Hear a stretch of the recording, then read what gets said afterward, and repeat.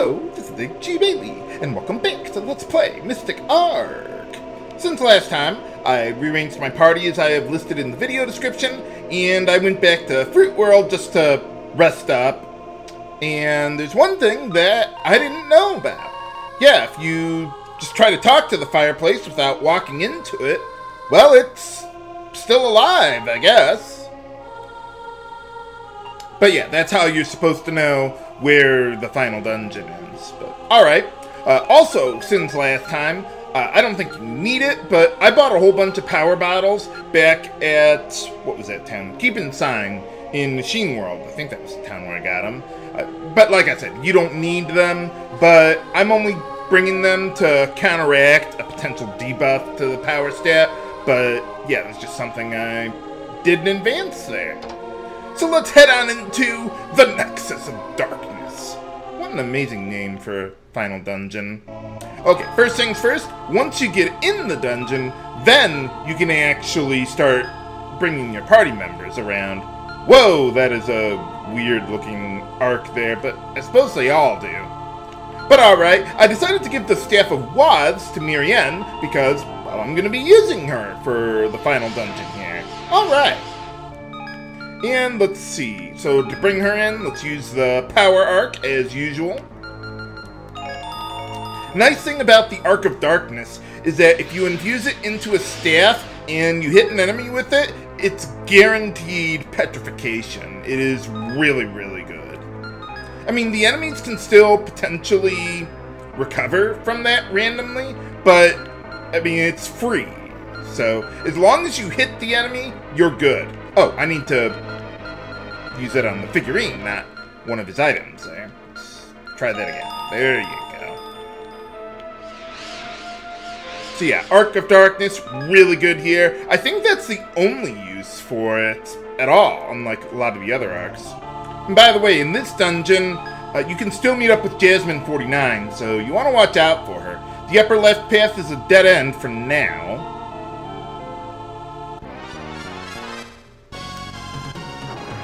But this path is not, with a couple new enemies here. Okay, in the middle, Blue Beholder, nothing extraordinary about them. The ones on the sides are Alec, or Alek, however you want to pronounce it, and they can cast Hurricane on you, and that can really wreck you.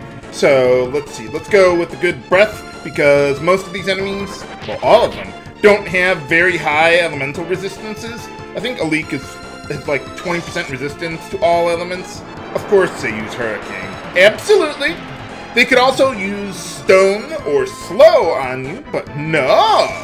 They have to use their mass damage on you. Wow! All of them right in the first move. Okay, well let's go with Bolt Earth to try and finish them off if we can. Well, at least I can hit them. And I don't have to worry about them attacking her, at least. But yeah, otherwise, nothing too extraordinary. The enemies here, they've got decent speed stats, but nothing we can't handle. Nothing that I really need the, what is it? Speed buff for.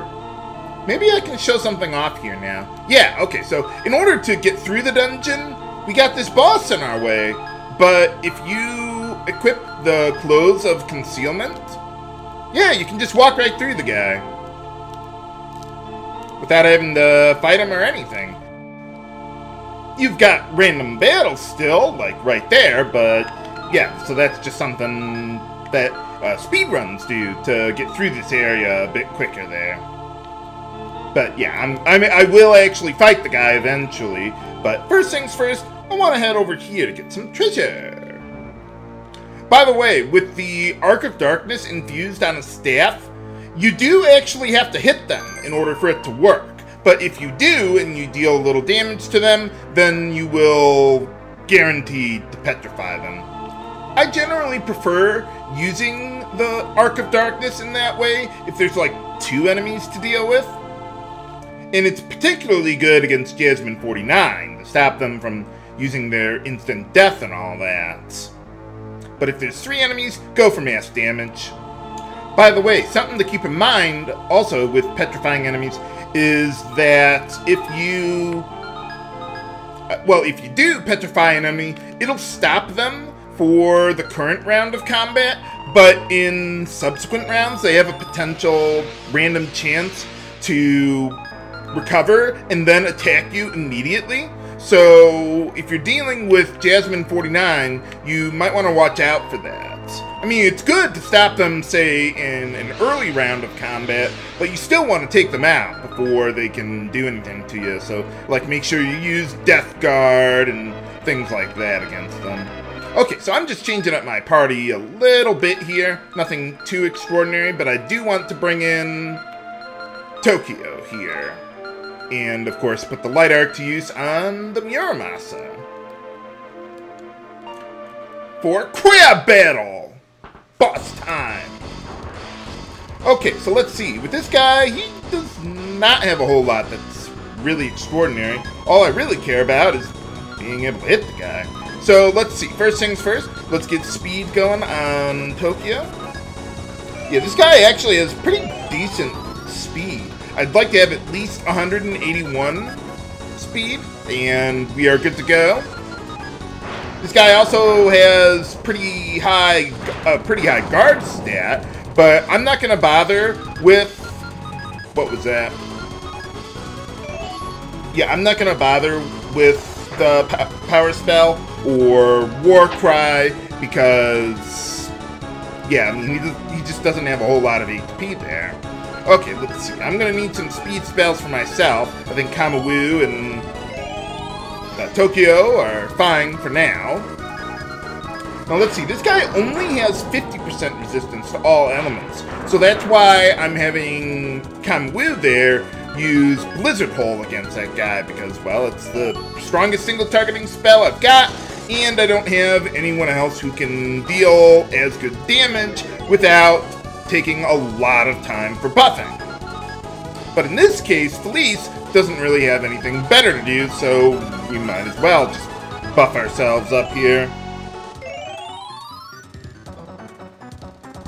Yeah, I'm surprised a crab would have that much speed, but okay, we'll just go with it. Let's see, among spells that this guy can cast, let's see, he can use Sleep. He could also buff up his defense with the hard spell, and Draw. I think Draw is the power debuff spell. I'm pretty sure it is. Unfortunately, I don't think there's a way to cure the sleep status. I mean, the cure spell doesn't actually work on that. So, or the antidotes for that matter. I mean, I suppose that should be obvious, but then this is the series where the antidote can cure the petrify status. But it works all the same. Hooray! So yeah, not too much HP there. Okay, so let's see. Let's get back to where we were before. By the way, with the, what is it, forbidden symbol, that is, if I recall correctly, that's the, what was it, Death Flare item there. Even speedruns go out of their way for one, because they don't use Kamiwoo for some reason. I guess it does take quite a bit of work to make Kamiwoo work pretty well for you. But I think it's worth it. But, you know, I'm not speedrunning here, actually. Oh, yeah, we need... What else did you get? Oh, no, that's all. I just need to move the Light Arc back to Kamiwoo there. Yeah, we're just going to keep on going with the same setup. Although there is still another new enemy that I think you can't meet up with it until you get to the rear areas here. Okay, now here we've got 4 doors that we can go through. And they all lead to the same room. But there's a difference. Depending on which door you went through first will determine where all these invisible walls are blocking your path, like Mount Solara there. But it's pretty easy to recognize the pattern. It's just like up, left, or up, right, or whatever, until you get to a wall, and then you start going in the opposite direction. So I will just meet you back in the previous cave, or 2 rooms back, unless I meet up with a new enemy on the way back.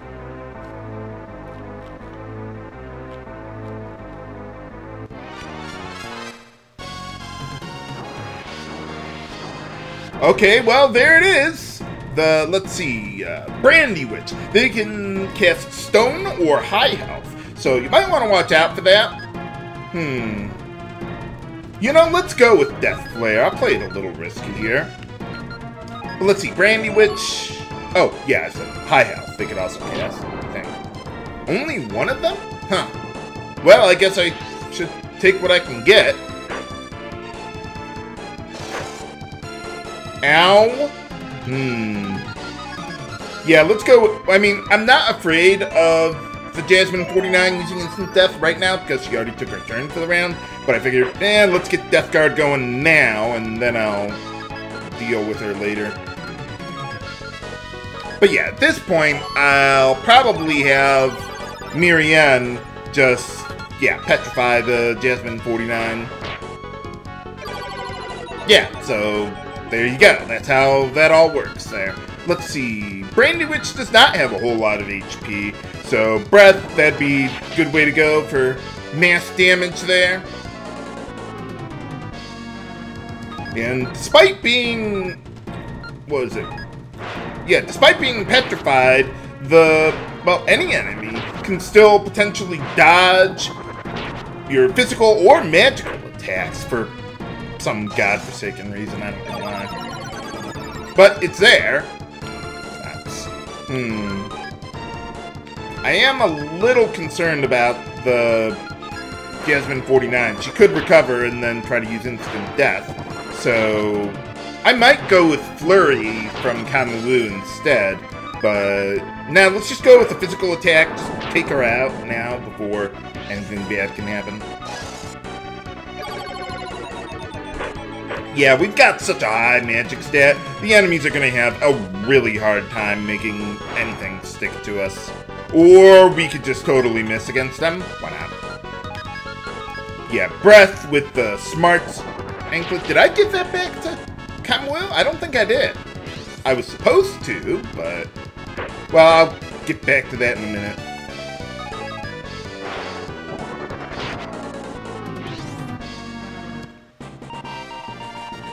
But alright, easy enough to take out those guys. Yeah, Jasmine 49's drop perfume like candy. Okay, yeah, I'm gonna need another couple battles to get through all this. Or, well, at least one more. And try to have Miriene do as much healing as you can. You know, I wonder if I could just go out whatever door I want. No, it works both ways. Yeah, I was just wondering because on Mount Solara, the invisible plot walls only worked in one direction. Oddly enough. By the way, if you're wondering which one takes you to the end, it's the third one from the left.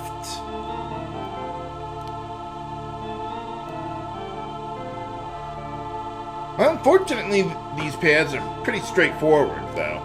Okay, so let's see. Yeah, I actually want to hold on to that for later, for Reeshine there. But, okay, that's everything in this room. I'll meet you back a couple rooms then. Okay, we're back. Let's skip this one for now. There's one more treasure I want to get here.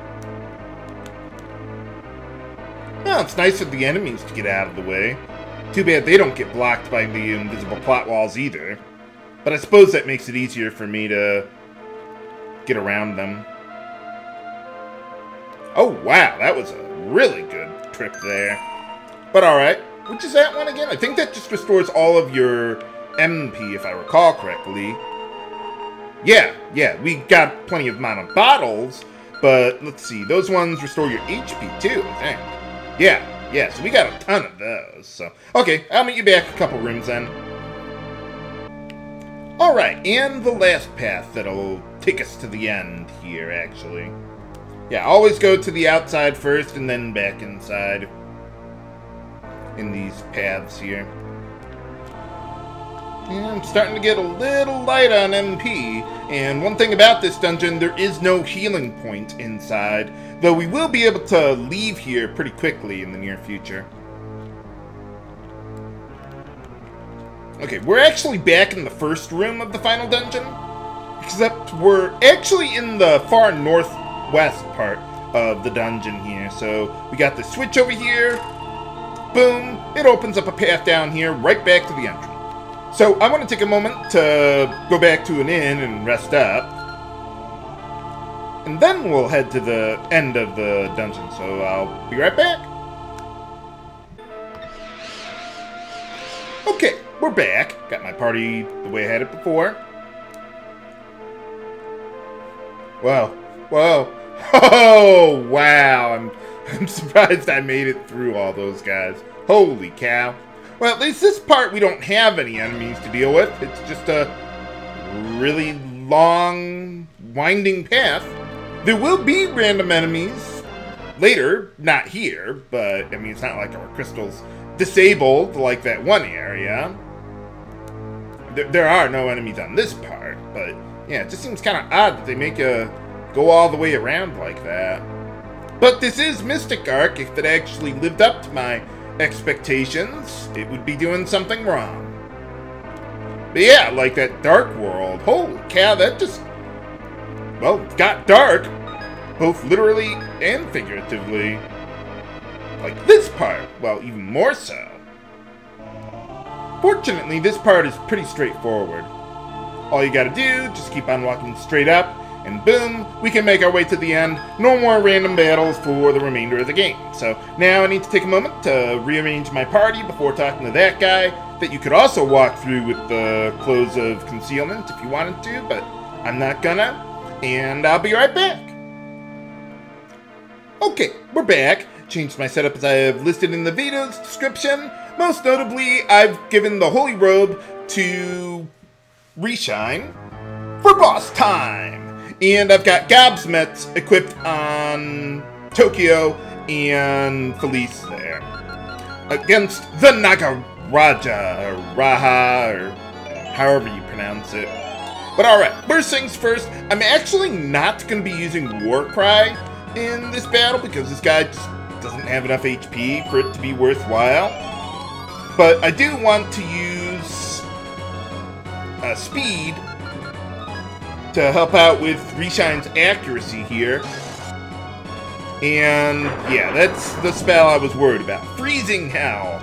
I think that's like, the base damage is like 240 to all enemies or something. Yeah, it's pretty ridiculous there.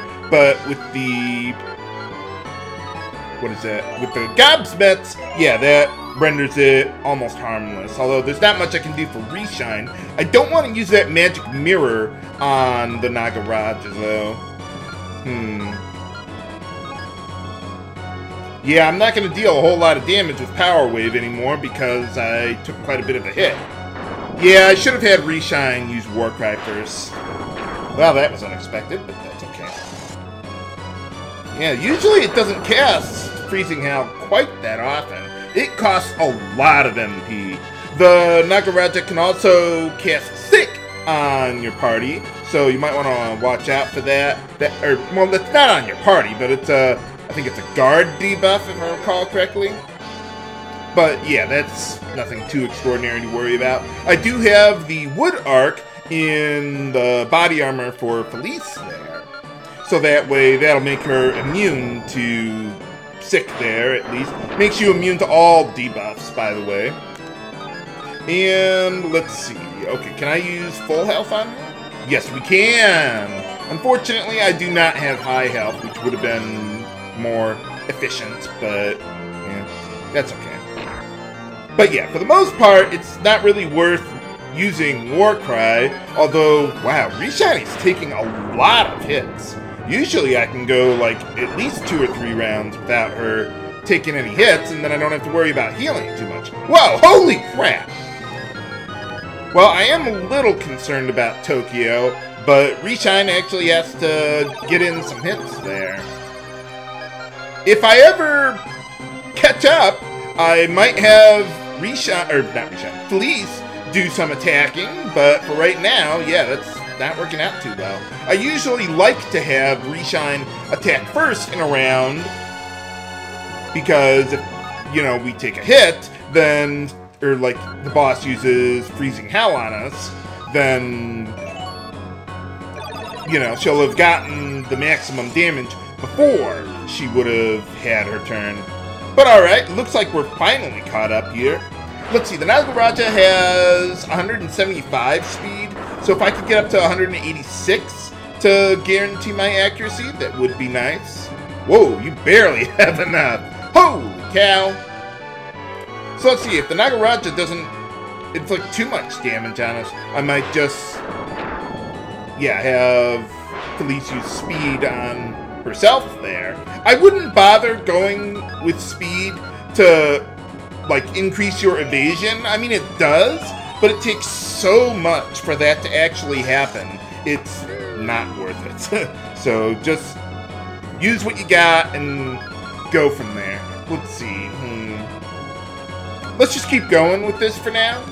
By the way, the smash ability, I believe, is the same as, what is it, Flurry, except from what I heard, its accuracy is based on her magic stat or something. It's really bizarre like that.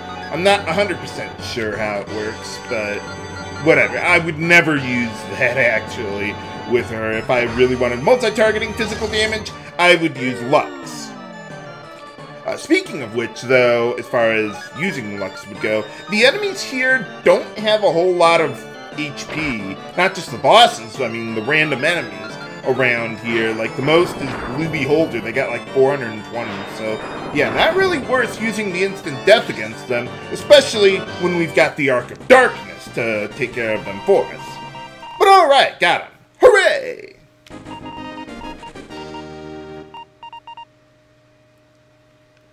Yeah, relatively low level to finish an RPG, but, well, there it is. But alright, that's all the mini-bosses and enemies in the dungeon here.